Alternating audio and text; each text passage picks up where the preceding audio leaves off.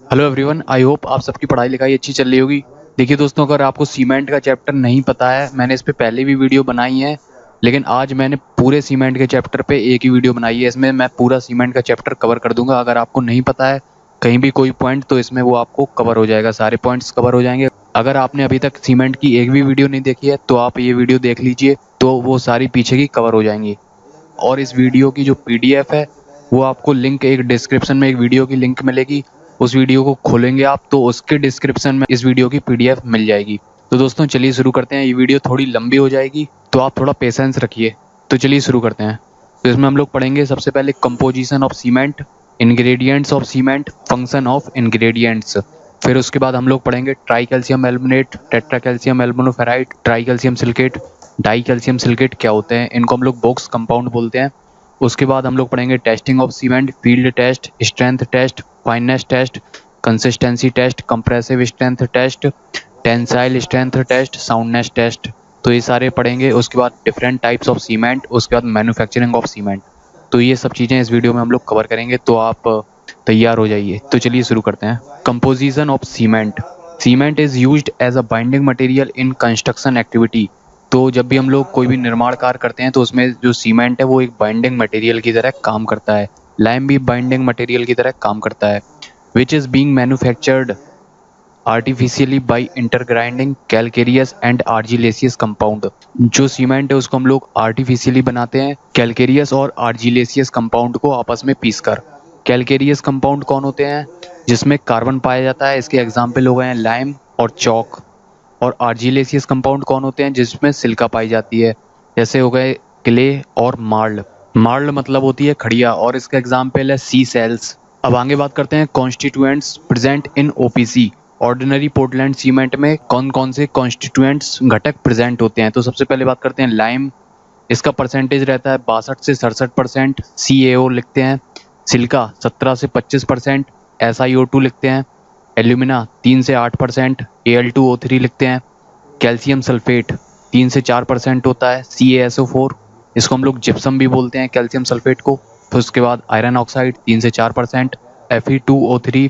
Magnesia 1 से 3%, MgO। उसके बाद सल्फर 1 से 3%, इसको हम लोग S लिखते हैं। और एल्केलीज 0.2 से 1% के बीच होती है, Na2O, K2O, सोडा और पोटास। तो दोस्तों, अगर अभी तक आपने वीडियो को लाइक नहीं किया तो लाइक कर दीजिए और अपने दोस्तों के साथ शेयर करना बिल्कुल मत भूलिए। तो जो कॉन्स्टिट्यूएंट्स थे उनका क्या फंक्शन है, जो भी इंग्रेडिएंट्स थे उनके क्या फंक्शन है, एक एक करके देखते हैं। जो भी रेड कलर में दिख रहे हैं ये क्वेश्चन पूछे गए हैं और इम्पोर्टेंट भी हैं। तो चलिए देखते हैं लाइम का क्या काम है। लाइम का परसेंटेज था 62 से 67%। It imparts strength and soundness to the cement. तो लाइम की वजह से जो सीमेंट है उसमें स्ट्रेंथ आती है और साउंडनेस आती है। साउंडनेस क्या होती है? साउंडनेस वो प्रॉपर्टी होती है सीमेंट की जिसके कारण सीमेंट एक्सपेंड नहीं होता है। If it is in excess it makes the cement unsound. अगर लाइम की मात्रा अधिक हो जाएगी तो सीमेंट अनसाउंड हो जाएगा, यानी अब इसका एक्सपेंशन होने लगेगा। And cause it to expand and disintegrate. Lime की मात्रा अधिक हो जाएगी तो ये एक्सपेंड होगा और ये डिसइंटीग्रेट हो जाएगा। And if it is in deficiency strength of the cement is decreased and it causes the cement to set quickly. अगर लाइम की मात्रा कम होगी तो सीमेंट की स्ट्रेंथ कम हो जाएगी और सीमेंट जल्दी सेट हो जाएगा। देखिए दोस्तों, मैंने पूरी चीज़ें पहले ही से लिख रखी हैं जिससे कि आपका टाइम बचे और वीडियो भी ज़्यादा लंबी ना हो। दूसरे नंबर का है सिलिका। इसके जो परसेंटेज था वो 17 से 25% है। It also imparts strength to the cement, यानी सिलिका की वजह से जो है सीमेंट में स्ट्रेंथ आती है। If it is in excess strength of the cement increased. यदि सिलिका की मात्रा अधिक होगी तो सीमेंट की स्ट्रेंथ बढ़ जाएगी। But it also increases the setting time of the cement. लेकिन इसकी वजह से अगर सिलिका की मात्रा अधिक है तो इसकी वजह से जो सेटिंग टाइम वो भी इंक्रीज हो जाता है, बढ़ जाता है। तीसरे नंबर का है एल्यूमिना। इसका जो परसेंटेज था वो 3 से 8% था। It imparts quick setting property to the cement. इसकी वजह से जो है सीमेंट क्विक सेट, जल्दी सेट हो जाता है। It helps in reducing the clinkering temperature. तो जब भी हम लोग सीमेंट का निर्माण करते हैं तो जो क्लिंकर्स बनते हैं ये उसका टेम्परेचर कम कर देता है, जिससे कि सीमेंट वीक हो जाता है। Weaker the cement. If it is in access weaker the cement. यदि इसकी मात्रा अधिक होती है तो सीमेंट वीक हो जाता है। The temperature at which clinkers of cement forms is known as clinkering temperature. तो ये होता है 1400 से लेकर 1600 डिग्री सेल्सियस के बीच, जहाँ पे सीमेंट के क्लिंकर्स बनते हैं, तो ये कहलाता है क्लिंकरिंग टेम्परेचर। अगला है calcium sulphate. It is generally present in the form of gypsum. It helps in increasing the initial setting time of the cement.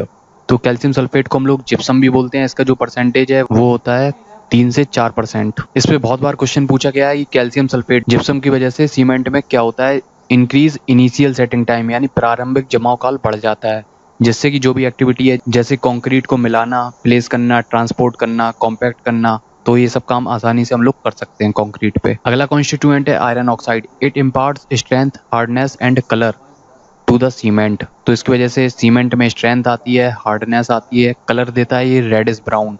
अगले नंबर का है magnesia. It also imparts strength, hardness and colour to the cement. If it is in excess it makes the cement unsound. तो इसकी वजह से भी strength, hardness और colour आती है सीमेंट में। इसकी वजह से येलो कलर आता है। अगर इसकी मात्रा अधिक होती है तो इसकी वजह से जो सीमेंट है वो अनसाउंड हो जाता है, यानी उसका एक्सपेंशन होने लगता है। सल्फर।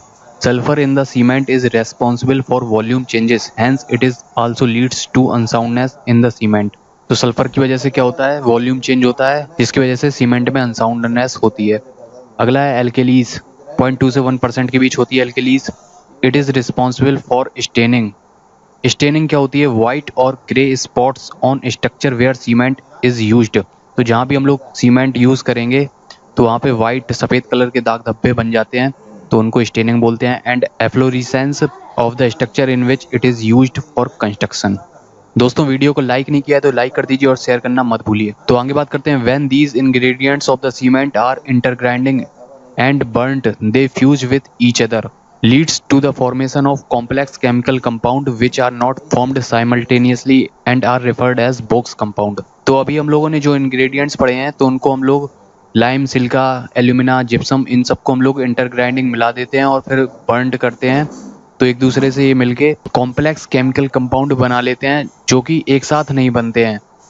इनको हम लोग बोलते हैं बॉक्स कंपाउंड। तो ये हो गए हैं बॉक्स कंपाउंड, जिन्हें आप लोगों ने पहले से ही सुना होगा। Tri calcium aluminate, tetra calcium aluminoferrite, di calcium silicate, tri calcium silicate. तो इनके बारे में डिटेल्स में हम लोग पढ़ेंगे। तो पहले नंबर का आता है ट्राई कैल्शियम एल्यूमिनेट। इसका फॉर्मूला हो गया 3CaO इंटू Al2O3। शॉर्ट में इसको हम लोग लिखते हैं C3A, ट्राई कैल्शियम एल्यूमिनेट। इसको हम लोग सेलाइट भी बोलते हैं। ये सब क्वेश्चन बहुत बार पूछे गए हैं। इसका जो परसेंटेज रहता है वो रहता है 4 से 14%। It undergoes hydration within 24 hour. तो इसका हाइड्रेशन है, जो जलायोजन है, वो 24 घंटे के अंदर हो जाता है। Of the addition of the water. तो जैसे ही हम लोग सीमेंट में पानी मिलाते हैं तो इसका जो जलायोजन है वो 24 घंटे के अंदर हो जाता है। It is responsible for flash setting of the cement. इसकी वजह से जो सीमेंट है बहुत जल्दी सेट हो जाता है। And also leads to the volume change in it. तो इसकी वजह से जो है सीमेंट में वॉल्यूम भी चेंज होता है। Thereby is responsible for development of cracks in it. तो इसकी वजह से जब वॉल्यूम चेंज हो रहा है तो क्रैक्स भी आएंगे सीमेंट में। It release maximum heat of hydration during its formation. तो जब भी इसका निर्माण होता है तो इससे जो है सबसे ज़्यादा हीट निकलती है। दूसरे नंबर का है टेट्रा कैल्शियम एल्यूमिनोफेराइट। फॉर्मूला है 4CaO Al2O3 इंटू Fe2O3। इसको हम लोग शॉर्ट में C4AF लिखते हैं। इसको हम लोग फेलाइट बोलते हैं। इसका जो परसेंटेज है वो 10 से 18% के बीच वेरी करता है। It also goes hydration within 24 hour after the addition of the water in it. तो इसका जो हाइड्रेशन है, जलायोजन है, वो भी 24 आवर के अंदर हो जाता है। It is observe to have roast cementing property. It does not impart any property in the cement.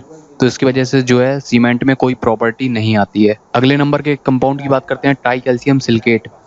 इसको हम लोग लिखते हैं 3CaO into SiO2। C3S short में लिखते हैं। इसको हम लोग बोलते हैं एलाइट। 45 से 65% के बीच ये वेरी करता है। It undergoes hydration within a week after the addition of water into the cement. जैसे ही हम लोग सीमेंट में पानी मिलाते हैं तो उसके एक सप्ताह के अंदर इसका जो है पूरा हाइड्रेशन हो जाता है, जलायोजन हो जाता है। It is responsible for development of early strength in the cement. तो इसकी वजह से जो है सीमेंट में जल्दी स्ट्रेंथ आती है। Hence if in any engineering construction early strength is required, proportion of C3S is increased। तो जो भी हम लोग कंस्ट्रक्शन वर्क कर रहे हैं जहाँ पे अर्ली स्ट्रेंथ है, जल्दी हम लोगों को स्ट्रेंथ चाहिए, तो वहाँ पे हम लोग C3S का, ट्राई कैल्शियम सिलिकेट का जो है परसेंटेज बढ़ा देते हैं। तो कहाँ पे हम लोग ट्राई कैल्शियम सिलिकेट का परसेंटेज बढ़ाते हैं? Cold weather concreting, pavement construction, where formwork is to be reutilized for speedy construction. It also increases the resistance of cement against freezing and thawing. अगले कंपाउंड की बात करते हैं डाई कैल्शियम सिलिकेट। इसका formula है 3CaO into SiO2। इसको हम लोग शॉर्ट में C2S भी लिखते हैं और इसको हम लोग बेलाइट बोलते हैं। इसका जो परसेंटेज रहता है वो 15 से 35% के बीच वेरी करता है। It undergoes hydration within an year after the addition of water into the cement. तो जैसे ही हम लोग सीमेंट में पानी मिलाते हैं तो इसका हाइड्रेशन स्टार्ट हो जाता है और 1 साल तक चलता रहता है। Hence is responsible for development of progressive strength in it. तो सीमेंट में इसकी वजह से जो है प्रोग्रेसिव स्ट्रेंथ आती है, यानी 1 साल तक स्ट्रेंथ सीमेंट में इसकी वजह से आती रहती है। It also increases the resistance of cement against the action of chemicals. तो इसकी वजह से जो है सीमेंट का जो है रेजिस्टेंस बढ़ जाता है केमिकल अटैक्स के प्रति। If in any engineering construction progressive strength is required, proportion of C2S is increased. तो कोई भी कंस्ट्रक्शन वर्क कर रहे हैं जहाँ पे हम लोगों को प्रोग्रेसिव स्ट्रेंथ चाहिए तो वहाँ पे हम लोग C2S का जो है परसेंटेज बढ़ा देते हैं। जैसे डैम्स, ब्रिजेस, तो यहाँ पे जो है हम लोगों को प्रोग्रेसिव स्ट्रेंथ की ज़रूरत रहती है, क्योंकि जब तक पूरा डैम नहीं बन जाएगा तब तक हम लोग इसे यूज़ नहीं कर सकते हैं, या पूरा ब्रिज नहीं बन जाएगा तब तक हम लोग इसको यूज़ नहीं कर सकते हैं। मान लीजिए ब्रिज यहाँ से बनना शुरू हुआ, तब तक यहाँ तक पूरा कंप्लीट नहीं हो जाएगा, तब तक हम लोग इसको यूज़ नहीं कर पाएंगे। Descending order of heat of hydration. तो सबसे ज़्यादा हीट निकलती है ट्राई कैल्शियम एल्यूमिनेट में, मैक्सिमम हीट ऑफ हाइड्रेशन, फिर उसके बाद ट्राई कैल्शियम सिलिकेट में, फिर टेट्रा कैल्शियम एल्युमिनोफेराइट में, और सबसे कम हीट निकलती है डाई कैल्शियम सिलिकेट में। दूसरे नंबर पे है descending order of rate of hydration. तो सबसे जल्दी जो हाइड्रेशन है वो C4AF का हो जाता है, फिर उसके बाद ट्राई कैल्शियम एल्यूमिनेट का होता है, फिर ट्राई कैल्शियम सिलिकेट का, और सबसे देर तक जो है डाई कैल्शियम सिलिकेट का चलता रहता है। दोस्तों इस वीडियो के PDF की लिंक डिस्क्रिप्शन में दिए गए वीडियो के डिस्क्रिप्शन में मिल जाएगी। तो आगे देखते हैं। Heat of hydration of OPC at the age of 7 days is approximately 89 to 90 calorie per gram, and at the age of 28 days is in the range of 90 to 100 calorie per ग्राम। तो OPC के लिए 7 दिनों में जो heat of hydration होती है वो 89 से 90 कैलोरी पर ग्राम होती है, और 28 डेज पे 90 से 100 कैलोरी पर ग्राम होती है। दूसरे नंबर का पॉइंट है try calcium silicate requires approximately 24% of water by weight for the hydration, whereas C2S requires approximately 21% of water by weight for its hydration। तो ट्राई कैल्शियम सिलिकेट के लिए 24% water चाहिए by wait, wait का 24%, और die calcium silicate के लिए 21% पानी चाहिए वेट का। तीसरे नंबर का पॉइंट है cement is total requires 23% water by weight for its complete hydration. तो इस पर क्वेश्चन आया हुआ है सीमेंट के कंप्लीट हाइड्रेशन के लिए कितना पानी चाहिए, तो ये चाहिए 23% पानी। About 15% of water is entrapped in the voids of the cement particles। लगभग जो 15% पानी है वो सीमेंट में जो voids होते हैं उनमें चला जाता है। It is not available for hydration process। तो ये voids में चला गया तो ये hydration process में यूज़ नहीं हो पाता है। Hence total water requires for complete hydration of cement is approximately 38%। तो 15% पानी वाइट्स में चला गया और 23% जो पानी है सीमेंट के कंप्लीट हाइड्रेशन के लिए चाहिए, तो टोटल 38% हो जाएगा। 23% प्लस 15% इक्वल टू 38% पानी हम लोगों को चाहिए। आगे बात करते हैं testing of cement. Testing of cement is done in order to check its performance when used for engineering construction. जब भी हम लोग निर्माण कार्य कर रहे हैं तो उसमें जो सीमेंट यूज़ कर रहे हैं उसकी परफॉर्मेंस का चेक करना बहुत ज़रूरी होता है। Testing of cement is done in following 2 ways। तो जो टेस्ट हैं वो 2 तरीके से कर सकते हैं, laboratory test and field test. तो सबसे पहले बात करते हैं लेबोरेटरी टेस्ट की। तो इसमें पहले नंबर पे आता है fineness test. Fineness of the cement is being tested to check the proper grinding of cement which is significantly influence the rate of hydration, that in turns affect the rate of development of strength and rate of evolution of heat. तो fineness test में हम लोग क्या पता लगाते हैं, इसमें हम लोग ये पता लगाते हैं कि सीमेंट सही तरीके से पिसा हुआ है कि नहीं पिसा हुआ है, क्योंकि जो फाइननेस है वो रेट ऑफ हाइड्रेशन को इफेक्ट करती है। अगर सीमेंट ज़्यादा महीन होगा तो उसका रेट ऑफ हाइड्रेशन भी ज़्यादा होगा, और जिसकी वजह से rate of development of strength भी इफेक्ट होती है। यानी अगर ज़्यादा महीन होगा तो उसकी जो rate of development of strength है वो जल्दी हो जाएगी, क्योंकि रेट ऑफ हाइड्रेशन ज़्यादा होगा जिससे कि rate of development of strength भी ज़्यादा होगी। And rate of evolution of heat, अगर ज़्यादा महीन है तो रेट ऑफ हाइड्रेशन ज़्यादा होगा, rate of development of strength ज़्यादा होगी और rate of evolution of heat भी ज़्यादा होगी, मतलब ज़्यादा मात्रा में हीट निकलेगी। Fineness of the cement can be tested by any of the following method. तो सीमेंट कितना महीन पिसा हुआ है वो कैसे पता लगाते हैं, उसके लिए नीचे दिए गए टेस्ट हैं, तो उससे पता लगाते हैं। कौन कौन से टेस्ट हैं, नोट क्या है, over grinding is done, then rate of development of strength decreases so as rate of evolution of heat is also decreases। अगर हम लोग सीमेंट को ओवर ग्राइंड कर देंगे यानी बहुत ज़्यादा महीन पीस दिया तो उसमें जो वॉल्यूम ऑफ वाइट्स है वो बढ़ जाएगा, जिससे जो पानी है हाइड्रेशन के लिए वो उन वाइट्स में चला जाएगा, जिससे कि rate of development of strength कम हो जाएगी और जिससे कि जो हीट निकलनी थी वो भी कम हो जाएगी। तो फाइननेस निकालने के लिए कौन कौन से मेथड है, तो पहले नंबर का मेथड है सीव method. In this test, 100 gram of sample to be tested is placed over IS sieve number 9, 90 micron। तो इसमें जिस भी सीमेंट के सैंपल का हम लोगों को टेस्ट करना है उसका हम लोग 100 ग्राम लेते हैं और सीव नंबर 9 जिसकी साइज होती है 90 माइक्रोन उसमें रखते हैं। And sieving is done continuously for at least 15 minute along with the breaking of air set lumps। तो जो हम लोग सीविंग करते हैं वो 15 मिनट तक लगातार करते हैं और साथ में जो सीमेंट के लंप्स मतलब पिंड से बने रहते हैं, नमी के कारण जो पिंड बन जाते हैं उनको भी साथ में तोड़ देते हैं। If formed in it, weight of the residue left over the सीव is noted after 15 minute. तो 15 मिनट छानने के बाद अब जो भी वेट बचा है सीमेंट का उस छन्नी में तो वो हम लोग निकाल लेते हैं। For OPC it should not be exceed 10%। तो ओपीसी के लिए 10% से ज़्यादा नहीं बचना चाहिए, यानी 10 ग्राम से ज़्यादा जो है सीमेंट उस छन्नी में नहीं बचना चाहिए। नोट, सीप टेस्ट इज़ आउटडेटेड नाउ, यानी अब सीप टेस्ट नहीं करते हम लोग। दूसरे नंबर का टेस्ट है फाइननेस निकालने के लिए एयर परमेबिलिटी टेस्ट। तो क्वेश्चन यहाँ से सीधे पूछते हैं एयर परमेबिलिटी टेस्ट किस लिए किया जाता है, तो ये फाइननेस निकालने के लिए किया जाता है। This method is used to find fineness of the cement represent in terms of specific surface area and expressed as surface area per unit weight। तो इसमें जो फाइननेस है वो स्पेसिफिक सरफेस एरिया के पदों में व्यक्त की जाती है। तो स्पेसिफिक सरफेस एरिया क्या होता है, सरफेस एरिया अपॉन वेट, तो उसको बोलते हैं specific surface area. Generally Blaine's air permeability apparatus is used to find fineness. इस पे क्वेश्चन पूछा गया है फाइननेस निकालने के लिए कौन सा एपरेटस यूज करते हैं, Blaine's air permeability apparatus use करते हैं। The principle of this test depends upon the relationship between the flow of the air through the bed of cement particles is forming the cement bed। तो इसमें क्या होता है, एक apparatus होता है, इसमें हम लोग सीमेंट भर देते हैं और इसमें एक साइड से एयर पास कराते हैं और यहाँ पे मेज़र करते हैं एयर कितनी निकल रही है।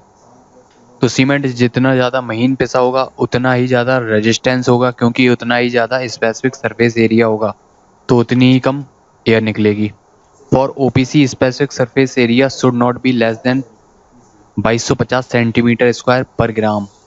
तो इस पे क्वेश्चन आया हुआ है जो ओपीसी के लिए स्पेसिफिक सरफेस एरिया वो 2250 सेंटीमीटर स्क्वायर पर ग्राम से कम नहीं होना चाहिए, यानी जो 1 ग्राम सीमेंट है उसके लिए जो सरफेस एरिया है वो 2250 सेंटीमीटर स्क्वायर होगा।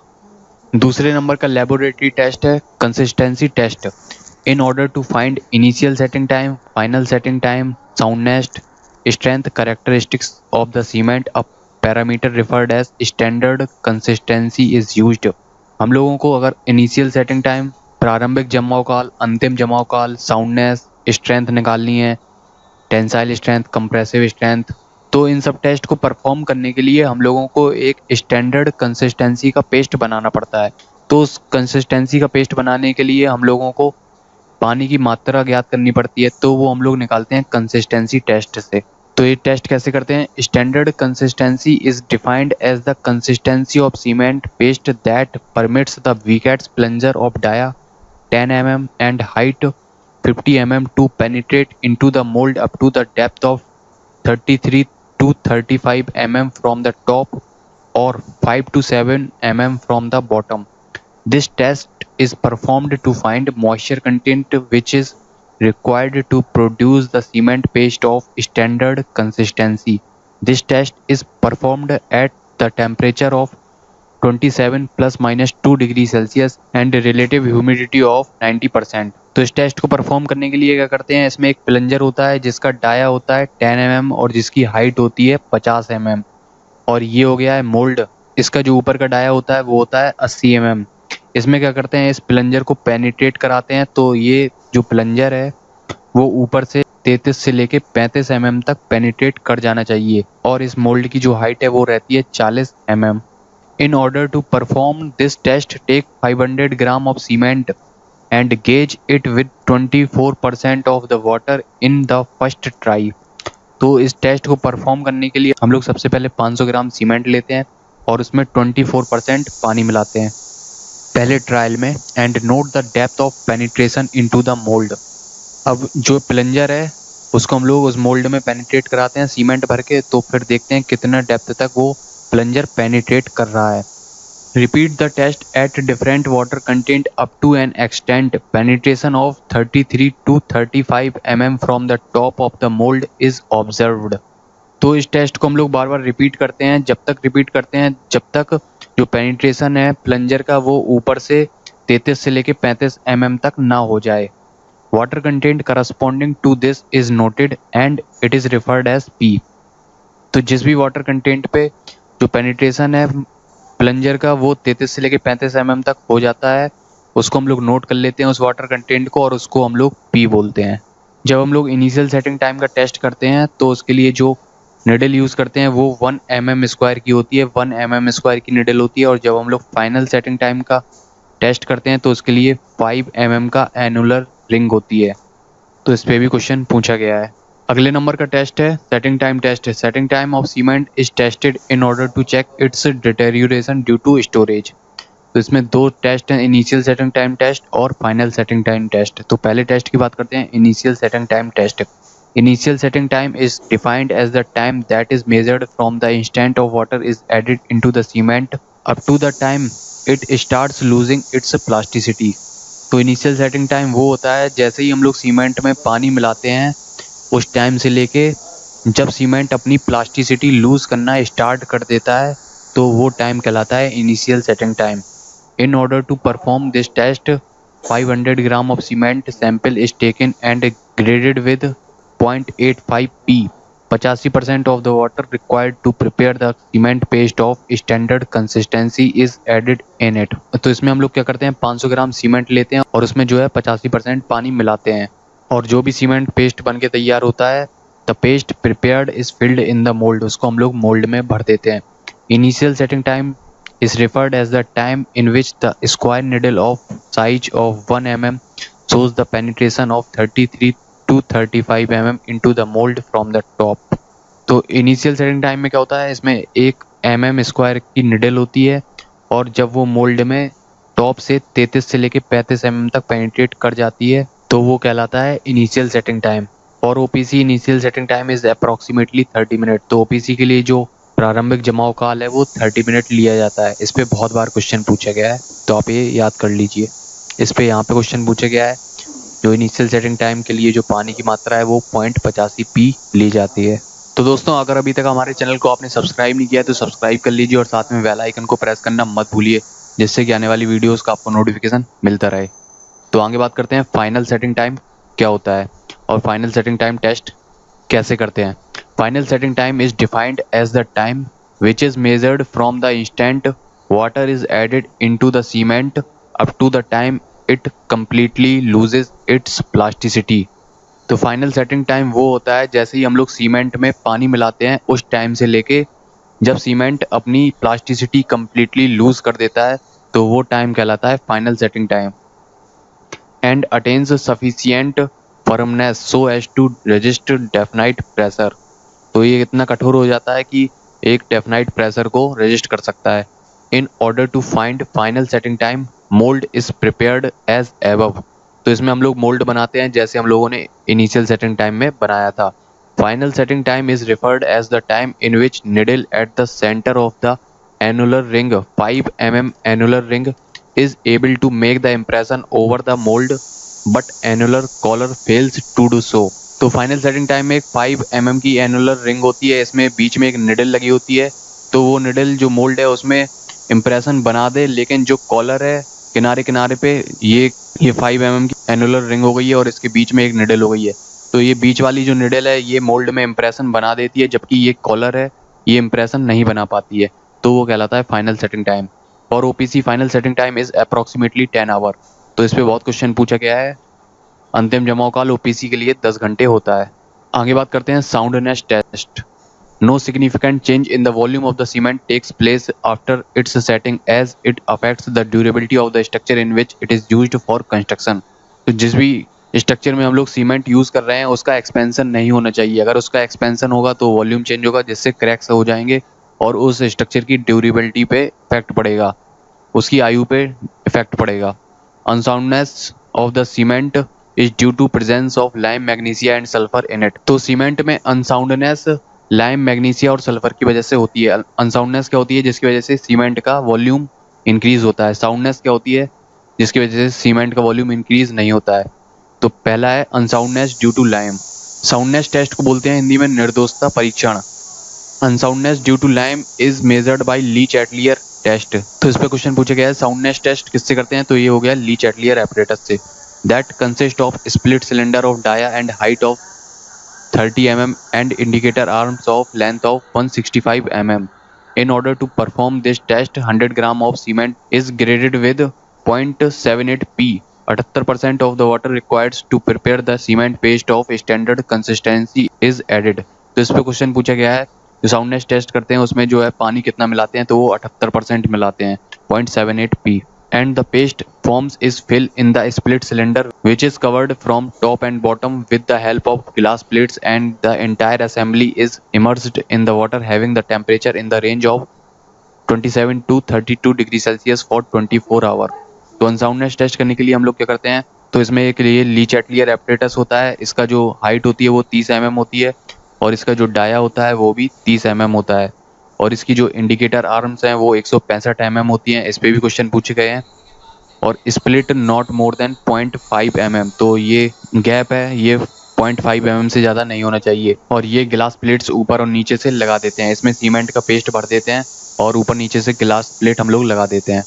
तो इस टेस्ट को करने के लिए हम लोग 100 ग्राम सीमेंट लेते हैं और उसमें 78% पानी मिलाते हैं और फिर उसको इस ली चैटलियर में हम लोग भर देते हैं और फिर उस ली चैटलियर को हम लोग पानी में डुबा देते हैं, जिसका टेम्परेचर रहता है 27 से 32 डिग्री सेल्सियस के बीच 24 आवर के लिए। The cylinder is removed from the water and the distance between the indicator arms is noted x। तो अब हम लोग उस सिलेंडर को ली चैटलियर एपरेटस को बाहर निकालते हैं और जो इंडिकेटर आर्म्स हैं उनके बीच की डिस्टेंस मेजर करते हैं। मान लीजिए वो डिस्टेंस x है। The entire assembly is again immersed in the water, temperature of which is increased up to its boiling point in 25 to 30 minutes and is maintained for next 3 hours। तो निकालने के बाद दोबारा से ली चैटलियर को हम लोग पानी में डुबा देते हैं। उसका जो टेम्परेचर है पानी का वो बॉइलिंग पॉइंट तक ले जाते हैं 25 से 30 मिनट के अंदर और 3 घंटे तक हम लोग उस टेम्परेचर को मेंटेन करके रखते हैं। The assembly is removed from the water, allowed to pull off and distance between the indicator arms is again noted y। तो ली चैटलियर को फिर से बाहर निकालते हैं। अब जो इंडिकेटर आर्म्स की डिस्टेंस है वो फिर से मेजर करते हैं। मान लीजिए वो y है। For OPC difference between the two readings must not exceed 10 mm। तो इस पर क्वेश्चन आया हुआ है ओपीसी के लिए जो रीडिंग है वो 10 mm से ज़्यादा नहीं बढ़ना चाहिए। y minus x not greater than 10 mm। तो ये हो गई है डिस्टेंस x। और जब हम लोग इसको दोबारा से उबलते हुए पानी में 3 घंटे के लिए डालते हैं तो ये डिस्टेंस फिर मेजर करते हैं। तो ये हो गई है मान लीजिए y। तो ओपीसी के लिए y माइनस एक्स का डिफरेंस 10 mm से ज़्यादा नहीं होना चाहिए। आगे बात करते हैं अनसाउंडनेस ड्यू टू मैग्नीशिया। यदि मैग्नीशिया का परसेंटेज 3% से ज़्यादा है तो इसका हम लोग टेस्ट करते हैं। Unsoundness due to magnesia is determine using autoclave test. तो जो मैग्नीशिया के कारण अनसाउंडनेस होती है उसको हम लोग ऑटोक्लेव टेस्ट से निकालते हैं। This test is sensitive to both unsoundness due to lime and magnesia. तो ये दोनों के लिए सेंसिटिव होता है, लाइम एंड मैग्नीशिया के लिए। In order to perform this test, mould of size 25 mm into 25 mm into 250 mm from the given sample of cement is placed into the autoclave। तो इसमें एक हम लोग मोल्ड बनाते हैं जिसकी साइज ये रहती है और उसको हम लोग ऑटोक्लेव में रख देते हैं। Steam pressure in the autoclave is increased such that gauge pressure of 21 kilogram पर centimetre square is attained in 1 hour। तो ऑटोक्लेव में हम लोग स्टीम प्रेशर बढ़ाते चले जाते हैं और 1 घंटे के अंदर जो प्रेशर है वो 21 किलोग्राम पर सेंटीमीटर स्क्वायर तक पहुंच जाता है। गेज प्रेशर क्या हो गया है? एबव एटमॉस्फेरिक प्रेशर कहलाता है gauge pressure. Is maintain for next 3 hours. तो इसको हम लोग मेंटेन करते हैं अगले 3 घंटे के लिए। The mould is removed from the autoclave, allowed to pull off and is tested for its size. अब हम लोग उस मोल्ड को ऑटोक्लेव से बाहर निकाल